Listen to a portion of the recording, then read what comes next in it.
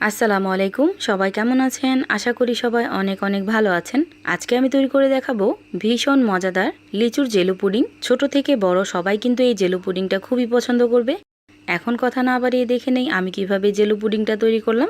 লিচুর এই jello pudding তৈরি করার জন্য প্রথমে আমি এখানে কিছুটা পরিমাণ লিচু নিয়ে নিছি। এখন এই লিচুগুলোকে আমি খোসা ছাড়িয়ে নিব।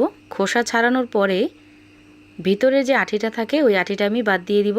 আর এইরকম লিচুটাকে একটা বাটিতে নিয়ে নিব। এভাবে আমি সবগুলো লিচু পরিষ্কার করে নিছি। এখন এই লিচুগুলোকে আমি একটা ব্লেন্ডার জগে দিয়ে দিব আর কোনো রকম পানি ছাড়া ব্লেন্ড করে নেব। ব্লেন্ড করা হয়ে গেছে। এখন আমি একটা ছাঁকনির সাহায্যে খুব ভালোভাবে ছেঁকে নেব। এটা হচ্ছে প্রথম ধাপের লিচুর জেলুর পানি। এটা আমি একটা সাইডে রাখবো আর পরবর্তীতে আমি আবার লিচুর পানিটাকে তৈরি করব। এখানে যেই বাদবাকি অংশটা আছে ওইখানে আমি হাফ কাপ পরিমাণ পানি দিয়ে দিলাম আর এখন ব্লেন্ড করে নেব আবার খুব ভালোভাবে। এটা হচ্ছে দ্বিতীয় ধাপের পানি। এই পানিটাকে আমি একটা সাইডে রাখবো। এখন প্রথম ধাপের পানিটা আমি ফ্রাই প্যানে নিয়ে নিলাম আর এই অবস্থায় দিয়ে দিব আমি 2 চামচ পরিমাণ চিনি, সামান্য একটু লবণ দিয়ে দিব যেহেতু লিচুটা একটু টক মিষ্টি এজন্য, আর দিয়ে দিব হাফ চামচ পরিমাণ আগার আগার পাউডার। আমি এখানে দহন আগার আগার ব্যবহার করছি। এই আগার আগারটা কিন্তু খুবই ভালো হয়, আপনারা আগার আগারটা ভালো নেওয়ার চেষ্টা করবেন। এখন এই আগার আগার আর চিনিটাকে খুব ভালোভাবে মিশিয়ে চুলাটাকে জ্বালিয়ে দিব আর এভাবে রান্না করে নেব 3 থেকে 4 মিনিট পর্যন্ত।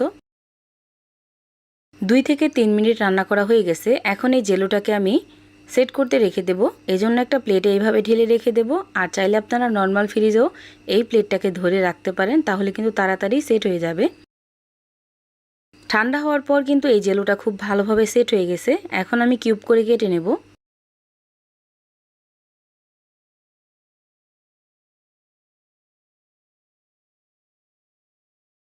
আর এতে দেখতেই পাচ্ছেন জেলুগুলো কতটা পারফেক্ট হয়েছে, মাশাআল্লাহ।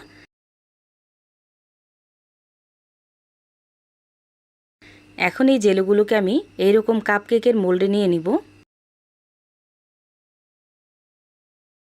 এখন দ্বিতীয় ধাপের ছেঁকে রাখা লিচুর পানিটা আমি একটা ফ্রাই প্যানে দিয়ে দিলাম আর দিয়ে দিলাম হাফ চামচ পরিমাণ আগার আগার পাউডার।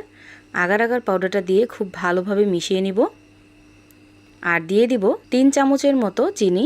চিনিটা দিয়ে এখন অনবরত নেড়েচেড়ে খুব ভালোভাবে মিশিয়ে আবার আমি 3 থেকে 4 মিনিট পর্যন্ত খুব ভালোভাবে রান্না করে নেব। আর এই পর্যায়ে এসে কিন্তু আমি এখানে সামান্য পরিমাণ লবণ ব্যবহার করছিলাম।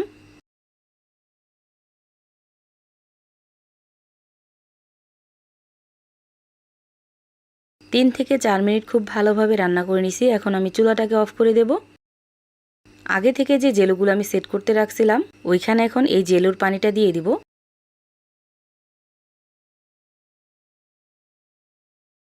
এখন এই বাটিটাকে ধরে ঠিক এইভাবে রেখে দেব ঠান্ডা হওয়ার জন্য। আর ঠান্ডা হলে কিন্তু জেলুগুলো খুব ভালোভাবে সেট হয়ে যাবে। এই পর্যায়ে এসে আপনারা চাইলে একটু নর্মাল ফ্রিজেও রাখতে পারেন।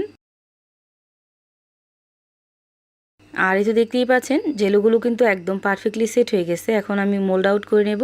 প্রথমে চাকু দিয়ে সাইডটা এইভাবে ছাড়িয়ে নিলাম, তারপর হাত দিয়ে এইভাবে উঠিয়ে নিব। এই লিচুর জেলুটা কিন্তু ঠান্ডা ঠান্ডা খেতেও খুবই ভালো লাগে।